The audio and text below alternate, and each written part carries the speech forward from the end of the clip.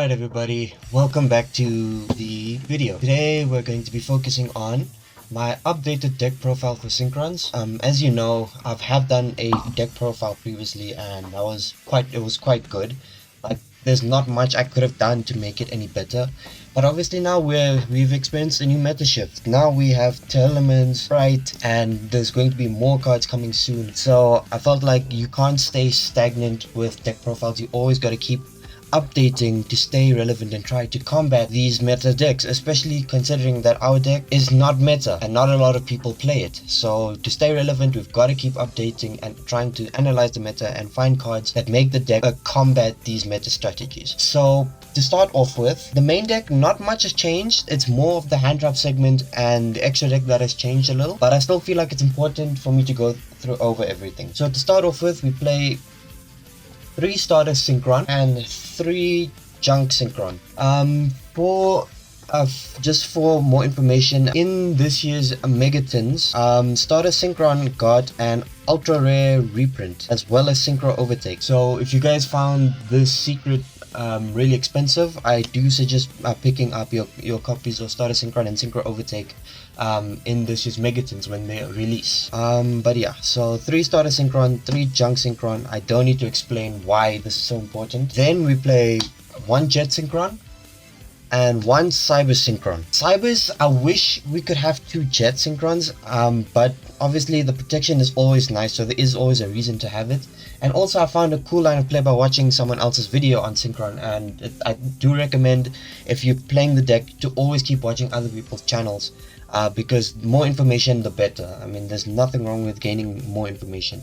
So a cool line of play is with this is you can go activate tuning, add this to your hand. Then if you have anything in your hand that discards its cost, so junk converter or Dawnwalker, you can pitch this to the graveyard as cost, and then you already know you've got the extra Monster Zone protection already. So it's a nice setup for the protection. So when you go into Herald, you know that it will always be protected. So that's something cool that I learned this week. So yeah. So after that, those are the main Synchrons. I don't play any other Synchrons. But then moving on to the important level 2s, we play 3 Doppel Warrior, 3 Junk Converter. I will show you the card in my extra deck when I get to it now, where that makes the converter line a million times better over the Kaligo. So stay tuned to the end of the video to find out what that is. And then we have the facilitators, things that make our speeder line, things that help us get to our speeder a little bit easier and help us level climb. So the 3 Kaligo Claw Crow and our 3 Jesters. These are very important. I feel like you can't skip out on this. I've seen people take out 1 Kaligo and substitute it for a Synchron carrier, which is cool and all, but what if it gets impumped or veiled? Then you've wasted your normal summon and you have to hope and pray on a special summon, and that's something you really don't want. So I always suggest play 3 Jester and 3 of the Kaligos. Next, we have to always have the Dawnwalker package with the Fire Ant. It's very important. It helps bait out hand traps. And if you're playing Baron and you have Destrudo, you can make the Baron before you even get into Speeder, which is always nice. We do know that the Chaos Ruler could potentially get hit on the ban list, so this might come out if Chaos Ruler does get banned. Otherwise, we'd have to find another level 8 Dragon Synchro just to help us get into the Hot Red. And if I can't find an alternative for that, Hot Red would potentially have to come out as well. Which is scary because we are losing an Omni there. But it doesn't mean Synchro is very vast. Like, there's so many Synchros that we can utilize, especially with level 8s and 9s. So I'm not too worried about it. I know we will find a solution anyways. And then we have the one-offs that you don't really want to draw, but they are very important to the deck, which you really do need to have. So Destrudo, Meme to prevent or help play past Nibiru, and the Stardust Trail. For rarity, people who are interested in rare bumps, Stardust Trail is getting an ultra reprint in the Megaton, so more and more reasons to pick up a Megaton, or at least trade for it once people start opening up the Megatons. And that's it for monsters. So for the spells, nothing much has changed. We still run our 3 Synchro Overtake, which is now ultras in the Megatons. This card is amazing. Then we play our 3 Tuning as well. Like, you can't skip out on this card. It's what it does for the deck is so good, especially consider if you open up a hand full of non-tuners. You need something like tuning to search any of your Synchrons to your hand, because sometimes you might draw into the wrong Synchron and you might need another one. Tuning always helps with that. Or like I said, with the Cybers play, to help get your Cybers into the graveyard, tuning helps with that. The tuning, there's a lot of things you can utilize with tuning, and skipping out on it is foolish. And obviously you can side one or two of it out if you need to, going into game 2 or 3. And then the one-offs for the spells. So the Stardust Illumination, Magical Midbreaker. This card is broken going first. We need it. I always side it out going second because it's a waste.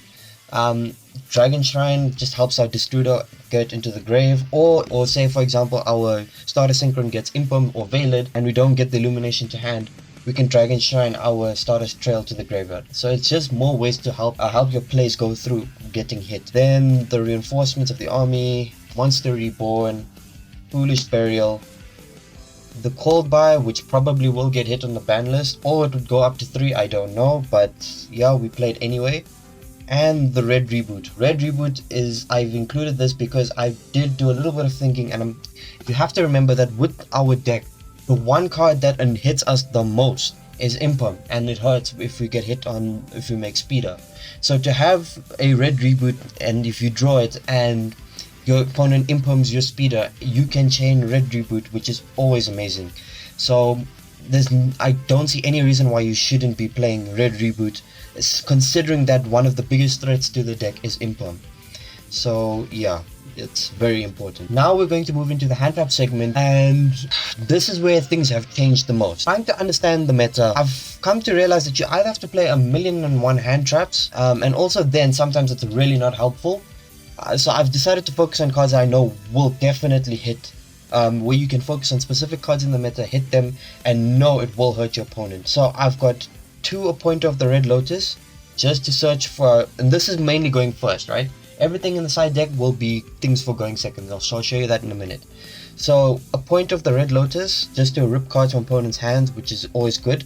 And because I don't have a third copy, I'm just playing Ash, because the one thing you need to remember is meta is not the only thing you need to focus on. There are a lot of rogue strategies, and Ash is very generic, it hits everything, so it's always good to have an Ash to be prepared. And then I play 2 Bottomless and 1 Crackdown, because I don't have a third Bottomless, but Crackdown is still great. Bottomless, going up against Tears, I mainly just hit the Kid Colosse, because you banish that and what are they gonna do? Against Sprite, you wanna hit, you can hit pretty much anything. Like I've always, with Sprite, always try and hit the Gigantic, but keep in mind that whenever you Impum, Veiler, Bottomless, whatever the hell you do to hit the Gigantic, whenever you hit that card, it always facilitates your opponent to go, instead of going into their full Sprite inboard, they will go into a Zeus. So please be careful of that. So always have an out to that. And then I play 2 Crow, because it's very good in this meta. I don't have a third, I would play a third if I did. And then I play 1 Impum and 1 Chalice. I feel like this is very good going first or second, because it sort of does what Veiler does, going first, and then going second you can just drop it on a really annoying board. So if your opponent has a window on the board, or if they have the Toad or something, it sort of forces an interaction where they have to use their Omnis, or stuff like that. So very good going up against our current meta. As you can see, there's not a lot of hand traps left, so yeah, that's what I've changed in the main deck.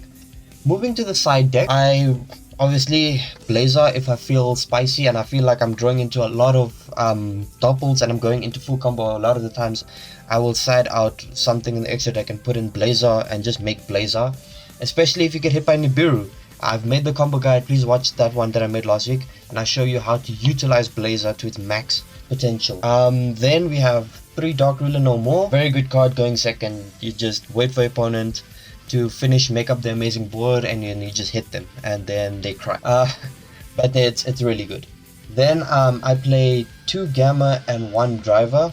Obviously if I had the third Gamma I would play the third Gamma, but this going second is brilliant. Like it's amazing, just stop a lot of things, especially like for Sprite, if you negate something on the field, Gamma destroys it as well, sends it to the graveyard. So they don't have that additional body on the field to either link off or to exceed into the gigantic or the elf, which is always good. And then now we get into the weird section for the side deck. So I'm playing one D barrier, one forbidden apocrypha, I might change this, and one different dimension ground. These are mainly going first cards, so the traps are mainly going first because you need to set them. So different dimension hits pretty much anything. So Exorcisters get hit. If your opponent is playing pure sprite, then dimension hits that as well. If your opponent is playing pure tier, that's even worse. But at my locals, my players are just playing a mix of punk, tier, and sprite all in one deck. So it's not that great. So it shuts off one engine, but they'll still have other engines to go into. But yeah, it's always good to have it. Apocrypha, this is quite a risky card. I don't even know why I'm still playing it. I might just take it out and put in a second deep barrier, or if I had a second different dimension, I would put that in. One ogre, just because I had X space in the extra deck, and this I'd usually sub out for Ash. So if I don't need Ash, I would sub out for an ogre or the Nibiru. I still think it's good to have at least one depending on the matchup, so you need to like analyze the meta and the rogue decks and understand what decks you get hit by Nibiru the most or hurt by Nibiru the most, and then you side in accordingly. And then because we know mine is at 3, and I always say this when you deck build, you need to know that mine is at 3. So if you're not siding or maining back row removal, then you get hit by Mystic Mine, then it's your own fault. So I play one Cosmic, one Harpy, and one Mystical Space Typhoon, just to stop that extra deck. The back row, heavy decks. So it's very important that. And yeah, that's the side deck. Let's move into the extra deck, where I get to showcase some really cool stuff. You play one Shaman, one Metal Marcher, one Cupid Pitch, and a Herald. These are the small cards, excluding Herald. These are what help you level climb the easiest. Shaman just helps so much bring out your level 2s. Metal Marcher revives a tuner, which is very needed sometimes, especially with this. We usually use to bring out Celestial, or we use to bring out Jet, because sometimes we use Jet's effect and then we can't revive it. So March is good. Cupid Pitch burns our opponent, and if we run into time, that's great. And it level modulates, which is awesome. Herald is our Omni Negate, it's very good. The Heart and Soul of the deck, Speeder. Teacher Hyper Librarian gets into all of our draws, which is amazing. Excel Synchron, level modulator is amazing. Junk Warrior, which is our Synchro Overtake target, and we do need it if we want to make a Blazer. Stardust Charge gives us a draw and can attack pretty much all special summon monsters, so it's pretty cool. Hits into a lot of things, which is amazing. Yazi just helps facilitate our Converter play and the Nibiru line. Then Crystal Wing, Monster Negate, amazing.